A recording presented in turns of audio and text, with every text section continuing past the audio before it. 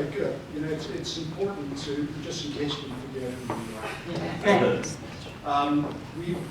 We've spent the first panel this morning learning about a number of things that we can't do, and I'm hoping that in this panel we can discuss some of the things that we can. We're going to be talking about marketing automation, marketing innovation, new tools, new techniques that work within the financial services realm. I want to start out by letting each of the panelists introduce themselves.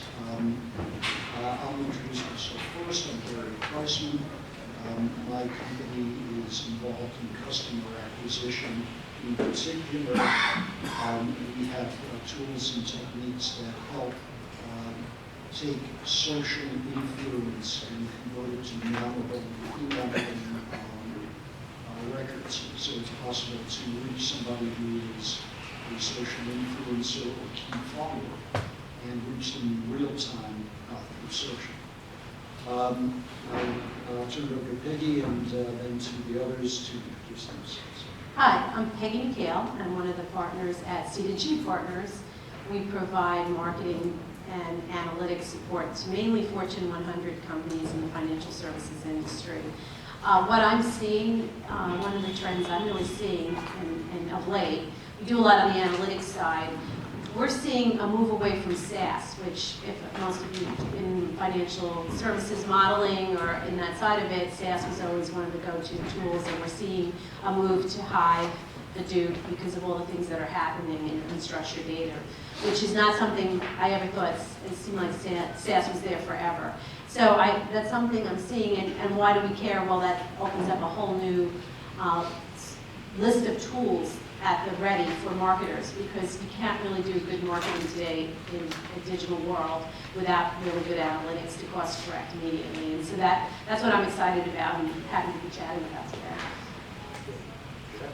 Hi, how are you guys? Awesome. My name is Jack Honar.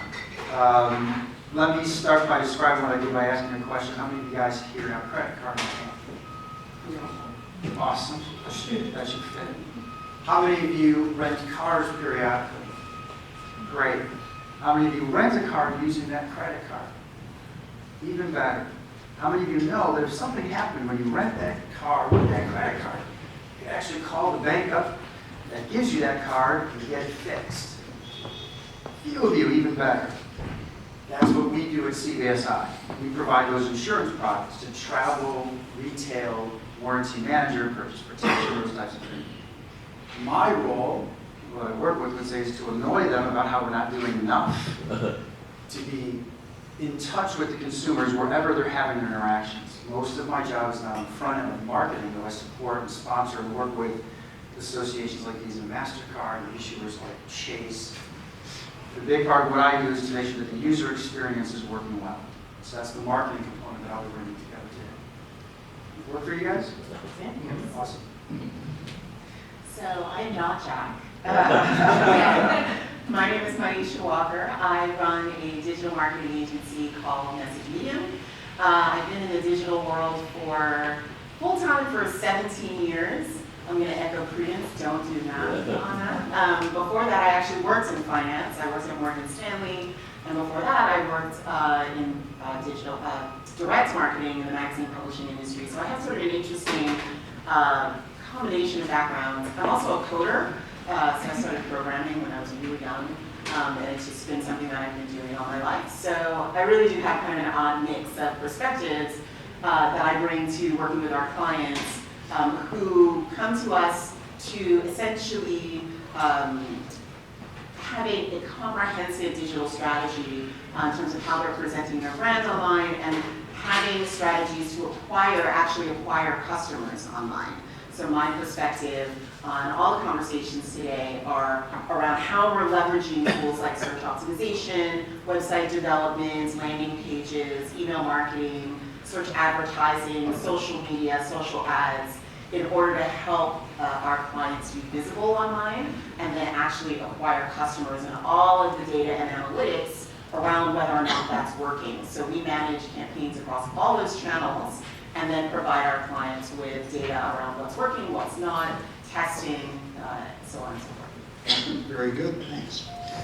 Our panel is about adoption of marketing tech.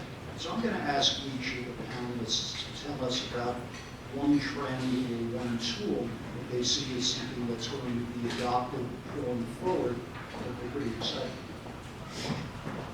Well, I think I started with that. I'm excited about what I'm seeing in the analytics space to support marketing. There's an openness to look at open source tools, things that before, even with the big companies, they were reticent to do.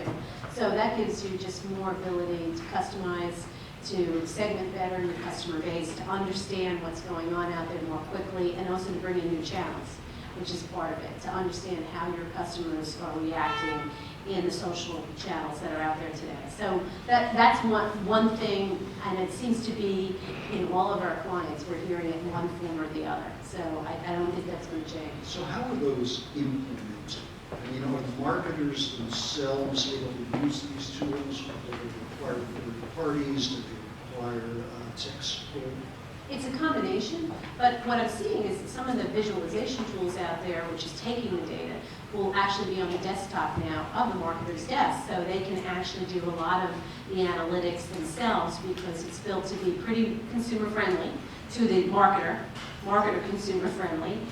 So they're actually able to get the data from their data scientist group, their data decision management group, if you're in financial services might be what it's called, and that data comes to your desktop, and now you're able to actually see how your campaigns are performing in real time. So it's pretty exciting.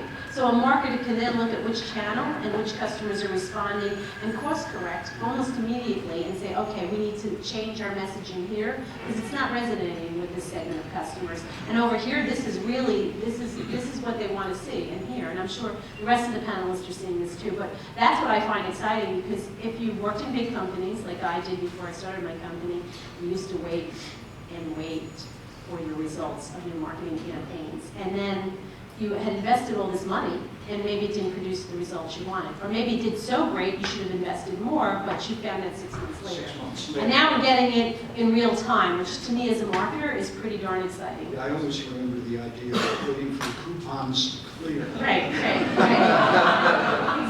And those, I remember the coupons were always sent offshore somewhere, and you'd kind of have them hand counted. Are they in yet? Well, no, maybe next month. Right. You know? So time does make a difference. By the way, guys, I want to encourage you to ask questions and interrupt as we go. I find it makes the panel a lot more exciting that way. So at any time, please feel free to jump in and speak to the as we're talking about. So, Jack, any thoughts on this? Sure. I can echo a lot of what you just talked about as well. Consumer experience is a big thing for me. And one of the trends that we're utilizing and I personally have an affection toward is the immediacy of response. In our line of work, particularly being on the claims side of financial services, right? So understand some dynamics quickly. These products came about, these benefit products that we're talking about, which you guys are aware of, the auto rental, et cetera, came about as a differentiator for the issuers. They can offer different types of services to say, use my card more often. It's a CRM tool. So our responsibility then is I can't prevent you from having a car accident, right? And the insurance providers don't want me to ram your car when you're renting it to prove to you how good our claims process is. Exciting, but I don't think we can get away with it. There's my compliance fee. It wouldn't work, right? So the consumer experience then for us is to mitigate or to find out that that's happening as quickly as possible. And social media and different analytic and monitoring tools allow us to do that real quickly. So one of the cool things that we're working on as an organization is not just taking tags and keywords that people say when they tweet either Facebook or other sources of social media. For example, no one's going to write, I wish I had ARCW, auto rental collision damage waiver, to protect my rental car. They're not going to do that. They're going to say, crap, just wrecked my rental car. Our media tools analyze it and read it. We're taking different dynamics of emotional experiences that take place and converting that into a call center. We can see that, contact the person if they have a DM, to your point about immediacy, right? And now we can say, hey, did you use your XYZ card? Because if you did, you might be in good shape and we can take care of that for you. It's a great thing for the banks then, because now they've just reinforced the use of that particular tool. It also falls into compliance because we have the ability to do those things to dovetail what we were talking about earlier today. So as a trend, that's what I find really exciting is the fact that we can, while not prevent something from happening, at least try to ease the burden of whatever may have occurred. And the tools allow us to do that. Can I ask a question, Ron? I'm intrigued by the evolution of the customer experience, but I don't want to have to get into an accident to experience it. So the issue for me is, what are the proactive elements of how data are being used in your access through digital channels to actually embrace and create a consumer experience that transcends transaction? I can address that for you too, and I'll let you guys chime in. The second big piece of what we're responsible for is also the advocacy. Okay? So taking the same example, your awareness that these benefits exist is not just the only important thing, but your awareness of what it's actually covering, for example, and all the other attendant pieces of that is critical. And you and I were speaking about this a while ago. Reddit, a whole bunch of other sources can talk about how to do different things. And consumers, unlike those who actually, like us, who live in the business of promoting these products, particularly financial services, don't know the details of them. So as advocates, we go out to these sites as well, because we'll read social media channels, for example, and I hope I'm answering your question. We'll read these conversations that are taking place and try to, for lack of better words, set straight the dialogue to make sure that everyone realizes that when you do have these things happening, make sure you have all these pieces together. Related to that, we're working with the banks to create mobile tools right directly in their app. So you know instantly, you can look up terms and conditions, you're aware of these products and services. So we try to take an advocacy role too, to let them know how to relate with at least our world of products and services that we issue. Does that answer your question? Yeah, to a certain extent, the degree to which A, we're not having human interactions, and B, we're not in a storefront that kind of gives us some sense of place and how it operates, and we're now coming through mostly the mobile device.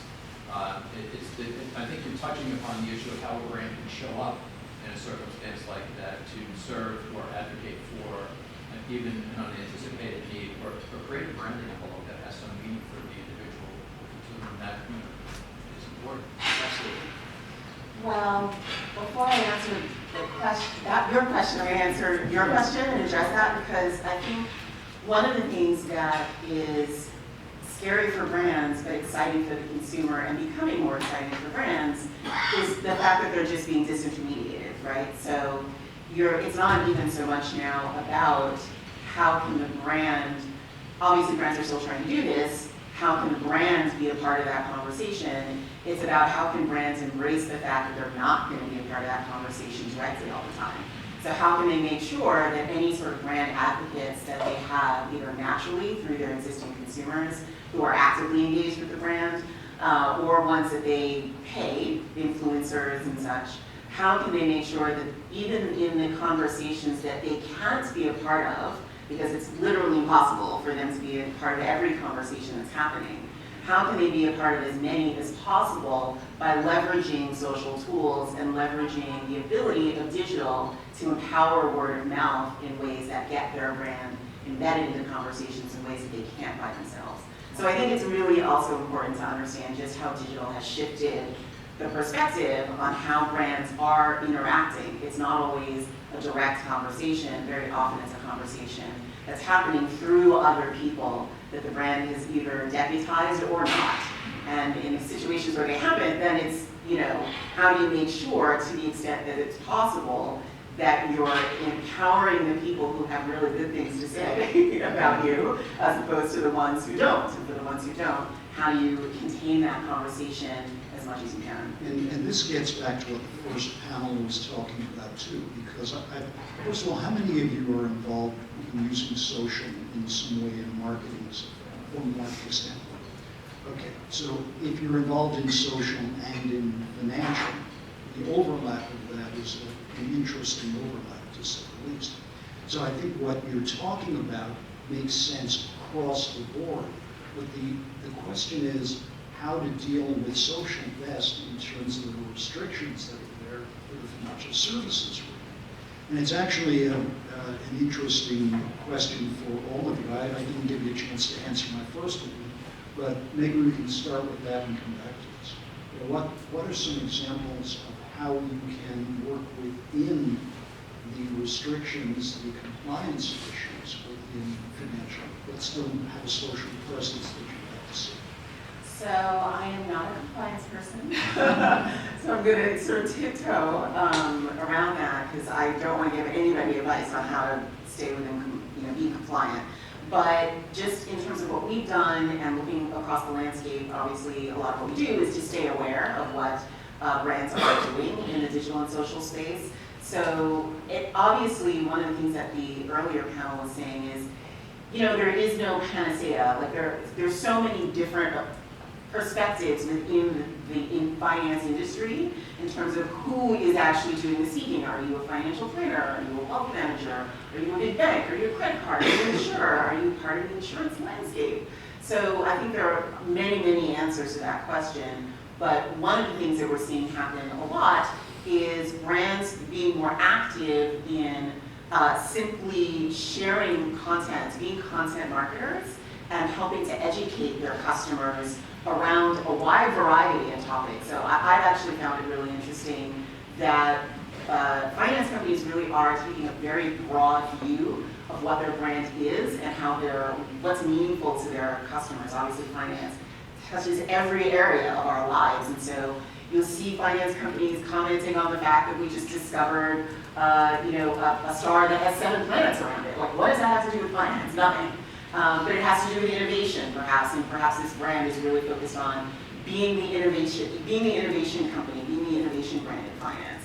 So I've been finding it really interesting that finance companies are, since they're still figuring out how to be compliant, they seem to be very often kind of keeping, a low profile in areas that can be touchy or questionable. Content marketing is a very easy, generally a very easy way to make sure that you're still having a conversation and you're on the radar without stepping on any sort of compliance toes. So I've been seeing that happen a lot. Can I add to that? Yes. What I've also seen with some of my clients, particularly in the social channels, paid search, they try to have a policy so the marketers know what they can do. So they might have one click away to get the disclosures. So they might pop up the offer in a paid search way. And then marketers know that one click away has to be everything that you are bound by regulation. So it's still a pithy, succinct message because you're limited to so many characters, right? And it's relevant to that segment. But then, to be compliant, they have pretty strict guidelines, like they're creative, but yet they know what boundaries and boxes they have to stay. And I see that in a couple of our big financial services clients who do a lot of credit card marketing, for example. They're pretty good about providing those guidelines. Yeah, and that's not to And say content, also, obviously, you're right. Right. You're seeing content, they're driving lots of engagement. They have forums where they'll have their users come in and speak. So that's the other piece to this. Absolutely, and that's not to say also that they're not taking more aggressive tactics. So one of our clients who's in financial services, we just did a whole search advertising campaign for it. It's obviously very aggressive. That's not content marketing at all. And so that had to go through and talk about, we had for every ad that we designed and every landing page that the ad linked to, obviously, that had to go through many layers of regulation and compliance to make sure that everything we were saying was okay, and we had to try to stick to like pre-existing content that we could massage because it's a whole, so, Very creative process. Yeah, It's yes. That's a really interesting challenge in social, because so much of social is about immediacy, right? So ideally, in some ideal world, news happens, and you as a marketer can react to it and say, we have a solution for that. Now, obviously, if that content has to be cleared in advance, that's going to become tough to do immediately. Have you ever seen examples, Will, with companies that have, let's say, pre-approved content that can be used if the market crashes, the market takes off, and things like that? I have, I'm sure you have too, where you have, first of all, you usually have an editorial calendar, right? So you're going to plan out and you have things you're going to swap in depending on the events. And that's going to have been approved, right?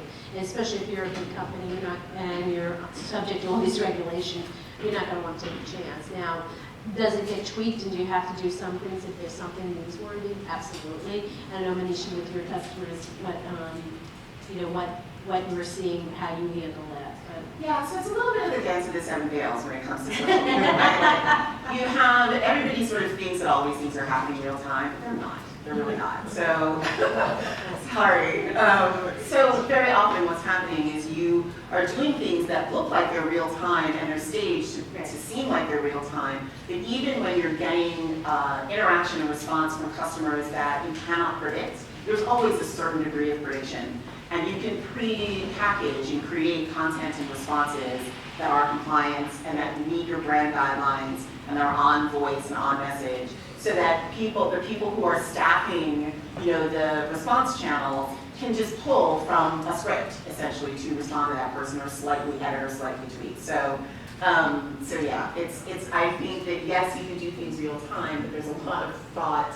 Sort of like it took me 10 years to be an overnight success. Right. There's a lot of thought and planning that goes into making things look like they're absolutely real time.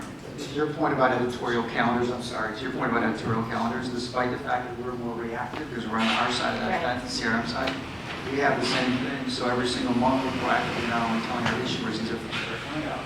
Be prepared for the holiday season because more people are going to be spending money and that can lead to different products. What we also do is we prepare in case there is a volcano that erupts. Right. And we know a ton of people are going to be stranded on airports. We have products that help them get through that. And so we've got pre-scripted things ready. We have a PR agency ready to start blasting them and make sure you're using the right card when you're traveling because these types of things can come up. So there's a proactive component to it that's scripted to you. So when you have that scripted, is it something that just works inbound? In other words, I'm calling you from a place where we had that volcano eruption, and I'm talking to your rep, or is it something that you could tweet to everybody who's a follower, is to say, hey, we've got this, It's always both. We clearly, because we're on the call center side too, because we're taking inbound calls, and those inbound dynamics are not just phone calls. That's any kind of media, there's chat, and so forth. So clearly, we're prepping and have all that prepared, so we know how to manage that. But we are proactively letting people know and make sure they're doing certain things. And in particular, the editorial calendar, which I think is wonderful, is the fact that we know. I feel like we're opening up the rabbit's hat and showing you guys all the magic tricks. Right, but you're right. It is always planned. We know what we're doing. We know most people travel in January, February, March. We know most people buy holiday gifts in October, November, December. We know June tends to be a time when people tend to be outside or using grills. So all of us up here have relationships with clients and products that meet those needs. And so in June, we're prepping for December. So these aren't necessarily newfangled ideas. So Peggy, you in your firm, CDG Partners, you guys now provide data scientists to your clients. I would love to know what type of perhaps AI and data science that are now being perhaps utilized by financial services to tackle marketing challenges, if you could cite any examples. So we're seeing more and more investment and it's not just the financial services, we're seeing it in some of our other large clients as well. They're looking at using machine to machine to create products for their customers that anticipates and goes up to the cloud. I can cite two examples where it's in our telecom space where our clients are doing quite a lot in that arena. In the financial services, I'm seeing more investment in AI tools, looking, they're going away from what was always the traditional core. That's what I've been seeing everywhere. They're looking at what's happening to their business and they're deciding, how am I going to do this? How am I going to build models that just leverage AI as part of that so I can anticipate with my customers what's going on out there. So I'm seeing that across the board, not just in financial services, but in all of our big clients, because we're mainly Fortune 100, so we're seeing a lot of exciting stuff. But I don't think anybody, that would be my one, have you seen, and I'm looking at Pam, who heads up our strategy group over there. I haven't seen a client that I would say has nailed it 100%, have you? They're still in the trying it out and learning from it because it's such a fast-moving, dynamic area. To add to that, I think the Watsons of the world, they're still in an information or data gathering phase.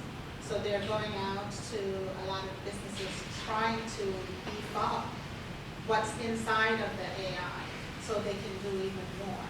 So it's still a trial and error type phase for a lot of AI.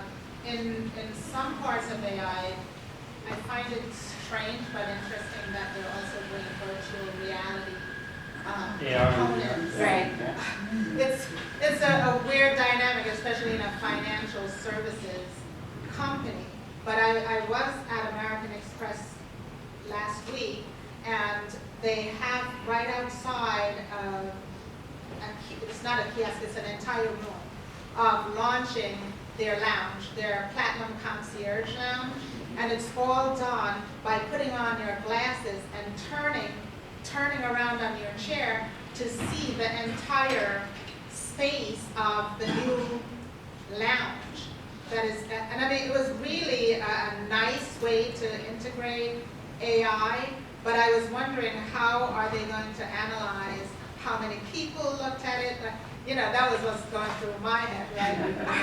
How are they going to utilize the back end? I don't know what the back end looks like, or if they even thought about It a seems back more end. like PR. It's than- more a user Well, we experience. actually, though, worked with a client of ours, not in financial services, who was doing stuff in cyber security, and created an app in augmented reality for their employees and it was a game. It was gamification, all these buzzwords you hear. It was to gamify this technology for the employees so they could understand it. They were at an event and they leveraged it, and it was built for both Droid and for iOS platforms. And it was right on their phones. So it was a very interesting thing that was done. And so I would say that was one of the more leading edge things I've seen them deploy, but it was not used commercially yet. It was still used just with their own employees to educate them. Part of the challenge with this too is you need to be in an organization like the Fortune 100 that has the budget, to actually execute it. That's right. And when we're dealing in SMB, and not anyone, I mean, you deal in the SMB market, but those choices as to which one to, use becomes a lot more important. They just don't have the ability to experiment to a certain extent.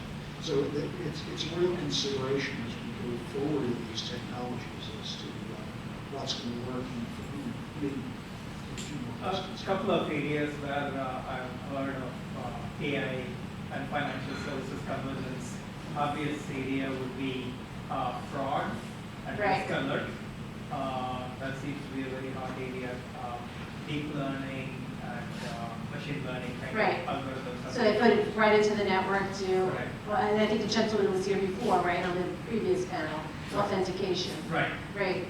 The second thing is very fascinating article on Bloomberg a couple of weeks back on contract intelligence at JP Morgan, which actually has not eliminated so much as automated 360,000 hours of attorney time in analyzing contract stipulations and be able to interpret legal consequence in seconds, what used to take hours or even days. And that is 360,000 hours per year, it seems, that has actually been automated. It's called COIN, C-O-I-N, for contract intelligence. From an augmented reality standpoint, I came across two fintech applications that were really fascinating.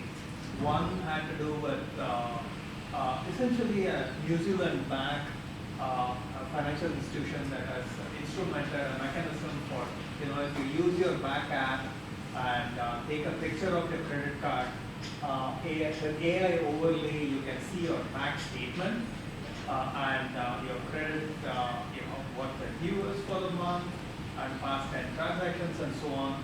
That was fascinating. And you might also have heard of the Citibank trading application, which is supposed to be something you use a headset, and I can't even imagine how that works, but traders would basically wear a headset and do trading all day. 3D, the big 3D things. And the data Minority overlays, reports. Right. market data, because first thing was there holding.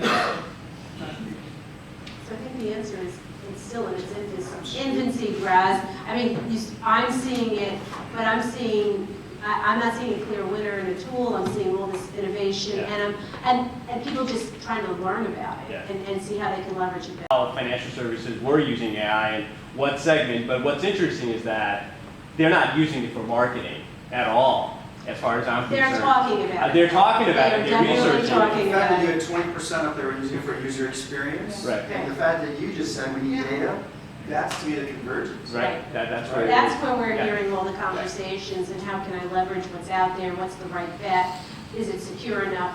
All those questions that you have in financial services. And possibly initially, it's, and Jack, maybe you could attest to this, it's a sentiment analysis aspect that they're leveraging from a sales and marketing point of view. That's probably what they're doing right now, because everything else is just so restricted by compliance. Right. Sentiment analysis, you can't really, no one's gonna come at you for any wrongdoing there. Because it's internal. Right. Or it's. You're not marketing, you're just analyzing it for perhaps a savvier survey of what's going But I on. think Well, there's probably a continuum here once you start to use AI for one thing within an organization is comfort and familiarity. And then as you get more experience, you can bring it out to more consumer applications. So, I mean, you had a. Yeah, just on the sentiment analysis thing, I think it's really interesting because the old school, financial services way was I have a financial product. If I don't have a Series 7 or 63, I can't sell it, that type of stuff. But the reality is like, if you were to have a list of people who follow Ferrari online, buy from a certain high-end retailer, other stuff, and then, check in from the Hamptons every weekend on Twitter, I would say if you have a high net worth product to sell, I don't need to know anything about them, about like how much money they make, what their email address is, or anything like that. I don't even need to peddle my wares at that point. I just need to make sure that my marketing resonates with them, whether it's trust, relationship building, empathy, or whatever it is, and if the opportunity's there, the person's going to engage with me.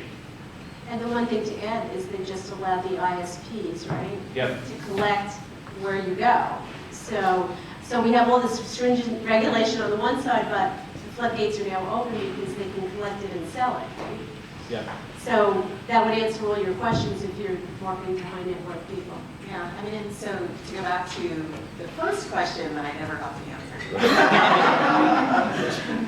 So this is what excites me, what you guys are talking about now, this idea, the combination of just the vast amounts of data, sort of our being able to sort of harness and get our heads and hands around it, and how that's empowering conversions, especially across the channels that I work in. So this is why the products you were talking to me about earlier are so exciting. So just this ability to understand consumer behavior from many different areas, both online and offline. And I think a lot of companies still don't understand both how much is already available through channels like Facebook and Google to do extremely deep targeting to your target audience to reach very specific groups of people with your messaging. So there's a lot already there, but it's expanding. And the channels themselves, even though they go deep, don't do a great job right now of converging. But that's changing very quickly.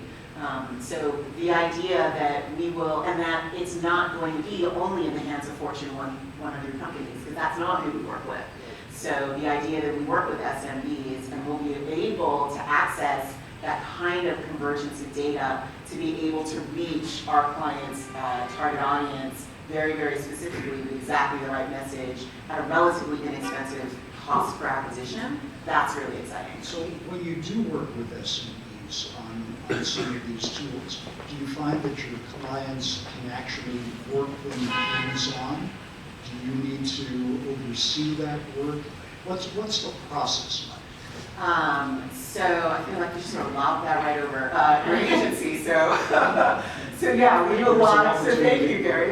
We do a lot of hands-on work. I mean, these days, even the things that we're talking about in this room today, most people just they don't have the time to really build a deep knowledge about this kind of content or what's happening. Or if I start talking about Facebook targeting options, people's eyes kind of glaze over. So yeah, we do almost all of that work, and a lot of what we do is just educating our clients about what it is that we're doing, just enough so that they understand it and can help us make the best decisions for them.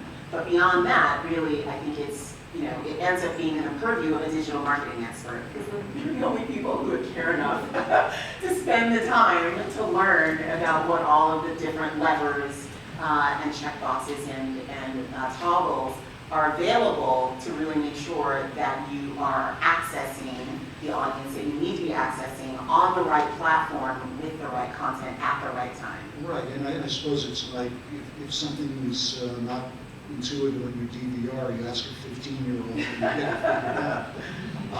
But I think the interesting opportunity here is when some of these tools do become intuitive enough so that people can actually use them bottom up. I mean, marketing automation is a good example.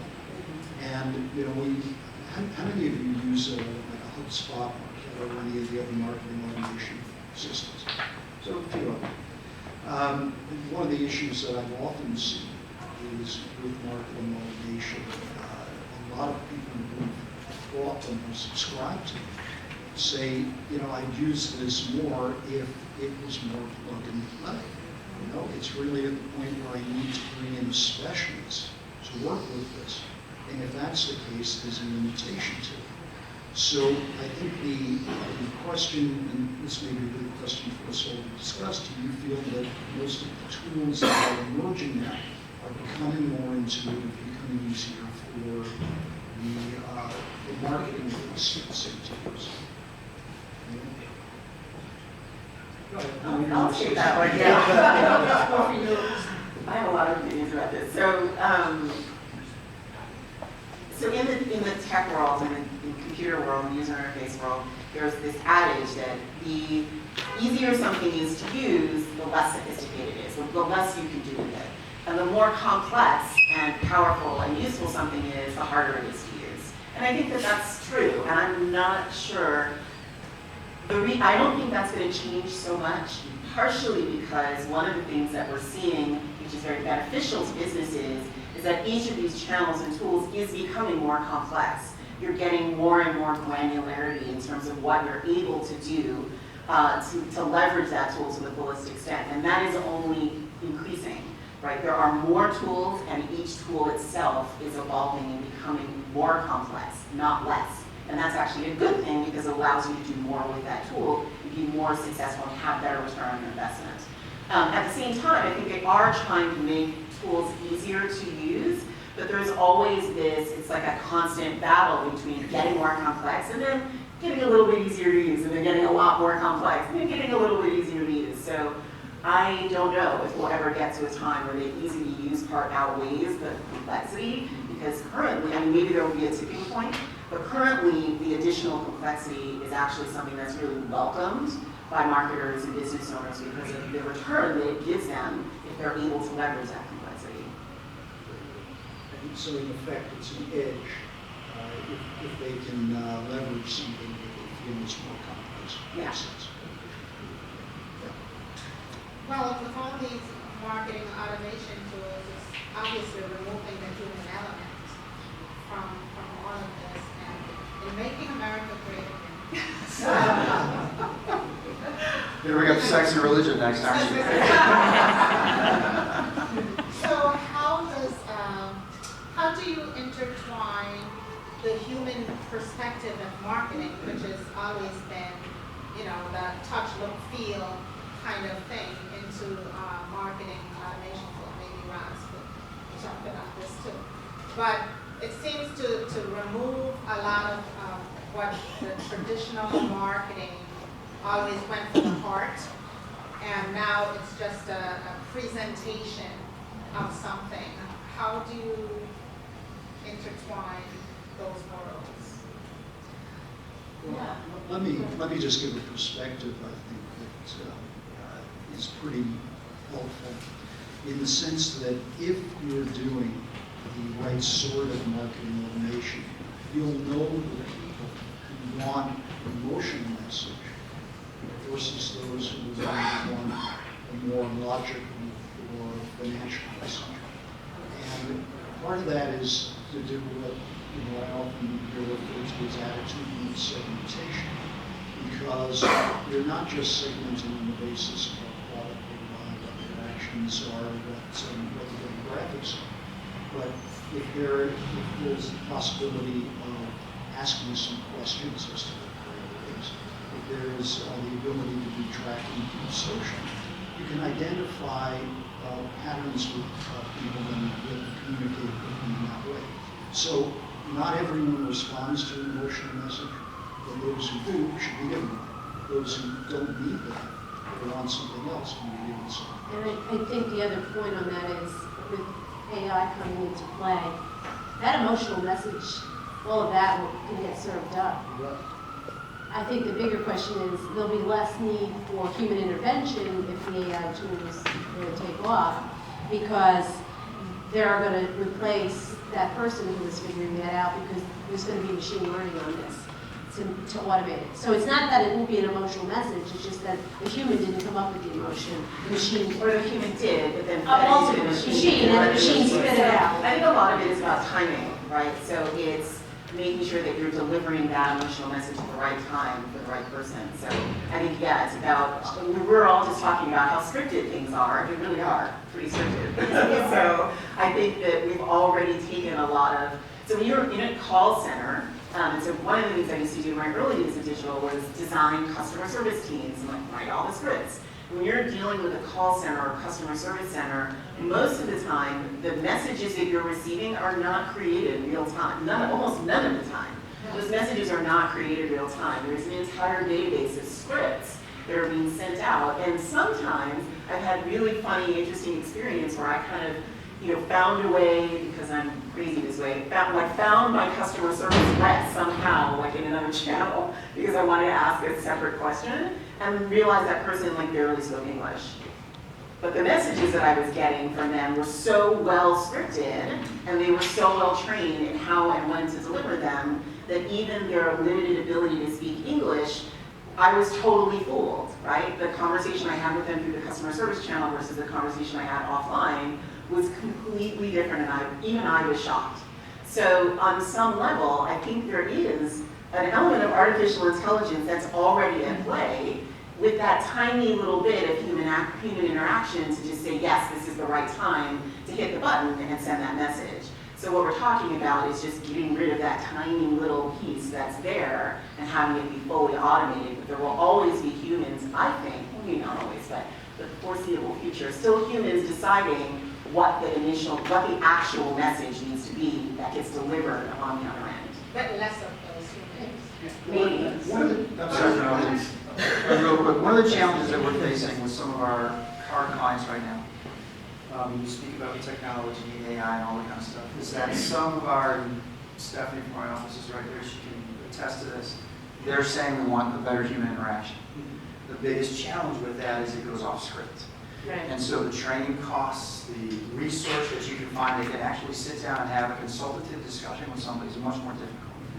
But we are finding more of our bank clients saying for certain segments of our population, our high-end customers who spend a lot, do certain things, we want kind of like that up in the air with George Clooney, where the pilot comes off the plane and says, thanks for flying with us. Yep. So Differentiate. it really is, and so we're balancing those dynamics right now, because it becomes less of a script and more of an outline. Right. But if you've done the work, I think what's exciting It's about the that is training. if you've actually done the work to come up with all the scripts and write them for the audience that maybe isn't going to get that high touch, Correct. then you're actually delivering a better experience for them, because you can spend the time, the initial investment, and then leave it to AI to deliver it and give them a great experience, and then have a really high touch experience you spend a lot more money on. We've all seen where it's not going well, right? We've all been on that, pound this, pound that, pound this. That's right. Well, the cool thing to your point is that you have options, right? Right. That's, as a marketer, I'm sure we'd agree with this, the more options you have to treat different people and address them how they want to be addressed, that's the better part. So there's still, thank you. So there's Sorry. still an element I'm curious about, because at the end of the day, you talked about this, the brand no longer controls it. It's no longer product marketing, pushing out your products and upsell, cross-sell. It's really customer-centric, and customers driving it.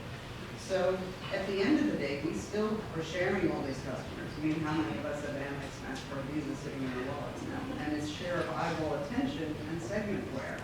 So how are we as marketers cutting through this clutter more effectively to ensure, we all talk the buzzwords, right offer, right time, right channel, blah, blah, blah, right content.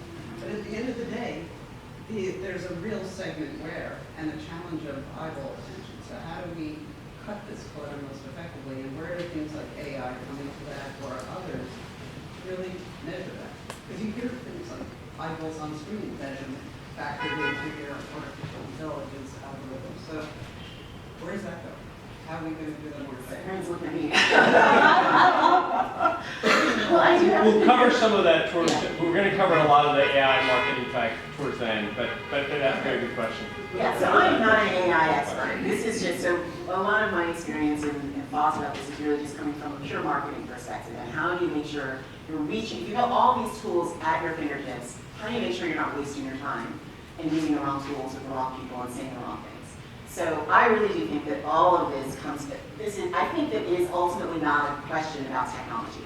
I think it is ultimately a question about how good are you at understanding who your individual customer segments are and what's going to excite them. The sort of surprise and delight that Apple is so great at, right?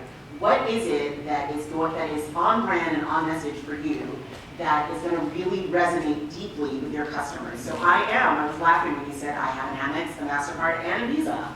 And there are certain financial companies who have no idea who I am, but I have a great relationship with them because they're able to touch certain things about me that I'm excited about or interested in with the way that they market and who they have as their influencers and who they put in their marketing. It really does make a difference. I mean, we're all human at the end of the day, and this is all about human behavior. I think the place where digital comes in is just a delivery channel, right? So it's just a matter of like, once you figure that out, then this is how you're going to actually get in front of those people. But it's still ultimately a targeting question and a branding question, in my opinion. I think it's really well said, because really if you can do segmentation in a way that's relevant to tighter and tighter definitions of people, we now have the tools to actually act on it. I mean, if we all came up in marketing at a time we're doing 3 segments was overwhelming. To do 300 or 3,000 segments using AI is now possible. It's a mindset change. It's saying that there, just as we were saying before, there are some people motivated on left brain versus right brain. If you can change messaging based upon what resonates and what's timely for people, then you're getting much closer to using these tools in a way that they have potential for. And I'm just going to add, Gary, one thing though, I think we've all seen bad marketing and bad customer service. And it's almost We've never done that. proliferating, right? We have so many touches and so many tools, and yet the moment of truth is if you talk to the rep and you get transferred, I just had that happen, transferred 4 times to answer pretty much a simple question.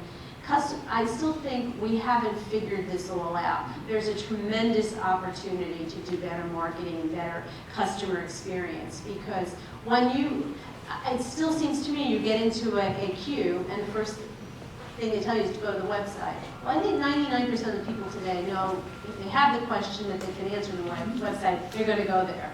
But yet that message, so we haven't somehow leveraged everything we know yet. So I think there's tremendous opportunity with these tools to actually do better marketing and create a better customer experience. And I certainly don't think we're there yet. I think there's still breakdowns in many channels. And I'm excited by the fact that these new tools might make us better at that, better at targeting, and focus on the customer and what the customer really wants. And it sounds like your company's doing a lot of that too. Let me give you an odd example of exactly what you're talking about. I'm flying here from Chicago because that's where I'm from. If you haven't noticed the accent, if I have. We have no accent. Yeah, right. Of course you don't. So I'm flying United, and I look at my app. It says what gate I'm supposed to be at. I'm on the app. I'm running late to the flight. I start walking down the gate, and just by instinct, I said, I'm going to look at the board, and it was different. Right. So as a developer, as a tech person, because that's what I lead and head up, I was instantly furious and wanted to DM United, go fix the app because I'm in a hurry, and I didn't want to look at the board. Right. So that to me speaks to what we as marketers can do better, because I would look at that and want to DM, and I would hope that United would say, thanks for telling me, because there's some latency we built in the code, and I don't know specific, but you guys get it. Right. But that's the whole experience that applies to anything. Financial services, if I go to transfer something on my phone from one account to the next, or I try to purchase something, or whatever I'm doing, there's an expectation. You know, it's weird to segue a little bit, but our experience as marketers years ago, the tactile nature of our marketing was going someplace, working with a teller or buying Right. shoes. How comfortable are we all now with potentially going to Zappos, right, and buying a pair of shoes and then going, I don't like them, putting them back in the box and shipping them, right? So the tactile nature for me from a technology perspective becomes that device. And what are we doing to make sure that's all in sync? Because again, I understand and appreciate exactly the acquisition stuff. And then on my side of the fence, it's I want to make sure that the instant you guys commit to that particular promise, right, that everything that their experience is phenomenal. We're not going to be the only bank, for example, when we work with a particular bank that gets your attention. There's that saying about whatever that is, a beer commercial, we just want to be the best. I think Sam Adams says that. Right. But it's true, and so that's where we have an opportunity. Question for some of We the have finance. time for one more question. Yeah, please go ahead. Question for the finance folks in the room.